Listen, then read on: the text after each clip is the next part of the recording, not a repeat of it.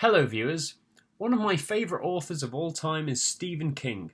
He's a great writer, language easy to read, books hard to put down.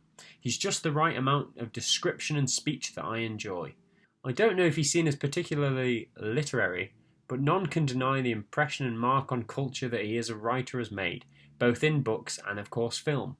Everyone's seen Carrie, everyone knows The Shawshank Redemption, and most would be familiar with his works, even if you don't know he's written them. When I was a young lad, my granddad, probably not knowing what it was to be honest, bought me Children of the Corn on VHS from a market stall, and I was hooked. From there I read Lyce's story on holiday as a kid, and basically inhaled a lot of King's works through my uncle, who is a massive fan.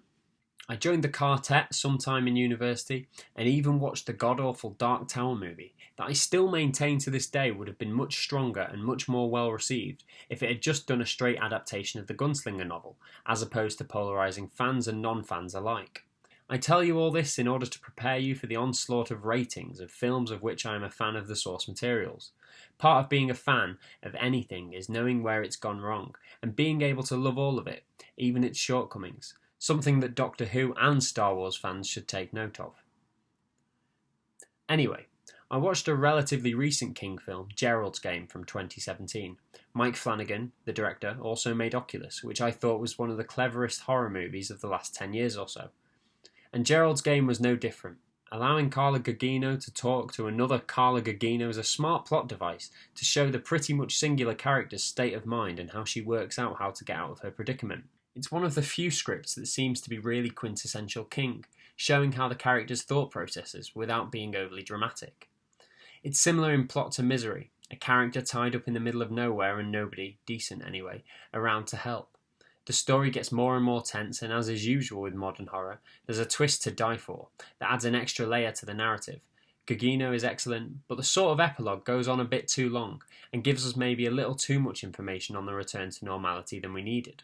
I'm a big dog lover, but the dog in this is one I wouldn't like to pet in a hurry. The book Hearts in Atlantis is a slow burner. The book is 5 short stories, but for the movie, Scott Hicks, the director, concentrates on just one mainly, with hints at the other 4. Low Men in Yellow Coats, a side story to the Dark Tower series. Anthony Hopkins plays Ted Brautigan, an old man who takes lodgings in the house of 11-year-old Bobby Garfield and his mother in the 60s. Hopkins plays Ted as someone with something to hide, and the subtle hints are that the character is homosexual. He becomes good friends with the young Bobby, and as was the wrong ideology at the time, Bobby's mother sees Ted and Bobby's friendship as creepy. To the audience, though, it's a heartwarming relationship between a child and a paternal grandfatherly figure. It's a tale of childhood and lost innocence that King does best. Here, King's penchant for the fantastical and mystical is much more nuanced and subtle, the telekinesis of Brautigan and his reasons for being on the lam never fully explored. A good movie, but maybe a little slow for some tastes. Let's be honest, King has put out a lot of dross in his time. The book Cell springs immediately to mind, but no one can blame King for the way the film of The Running Man came out. Based on the book by King's alter ego Richard Bachman, The Running Man is set in the future, 2017 to be exact, where reality TV is the prime incentive for anyone to do anything. It's a message on the power of media manipulation, clever editing, and the rise of CGI. Quite prescient, really. It's a shame that Arnold Schwarzenegger is woefully miscast as Ben Richards. I seem to remember from the book that the protagonist was more of an everyman trying to raise money to save his wife and child, as opposed to the "is there anything he can't do" persona of Arnie here.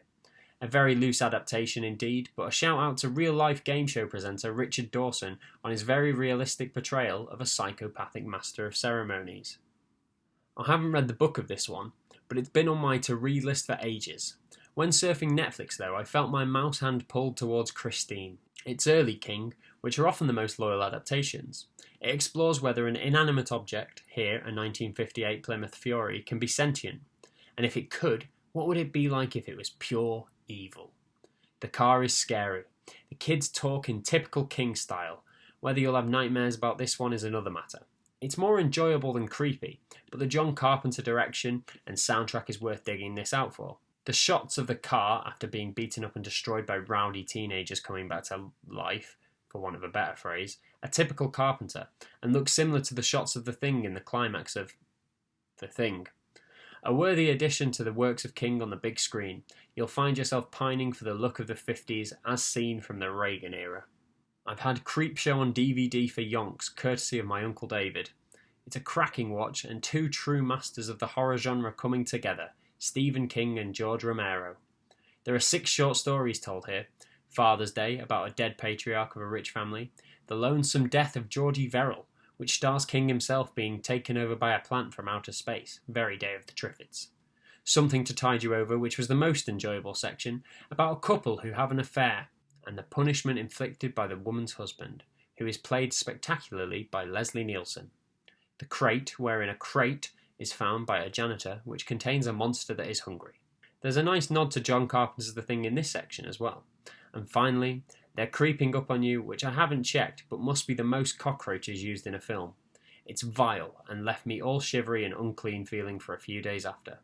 George Romero's direction is excellent throughout, and the feel of 50s comic books Tales of the Crypt is obvious and felt in many of the shorts, in particular Father's Day. The film is bookended by 2 small pieces starring other popular writer of today, Joe Hill, as the young boy told off for reading such comic books. Whilst we're here, other great and not so great King adaptations that I've seen include Carrie, Salem's Lot, The Shining, Children of the Corn, Children of the Corn 2, Children of the Corn 3, Cat's Eye, Stand By Me, It, the miniseries, Misery, The Stand, also a miniseries, The Shawshank Redemption, The Green Mile, Under the Dome, that's a TV series as well, The Dark Tower, It Chapter 1, It Chapter 2, In the Tall Grass. I'm sure there's probably more, and there's many more in the pipeline, and I look forward to watching them and critiquing them. Thanks for watching. Next week I'll be asking, war, huh? What is it good for? Absolutely nothing.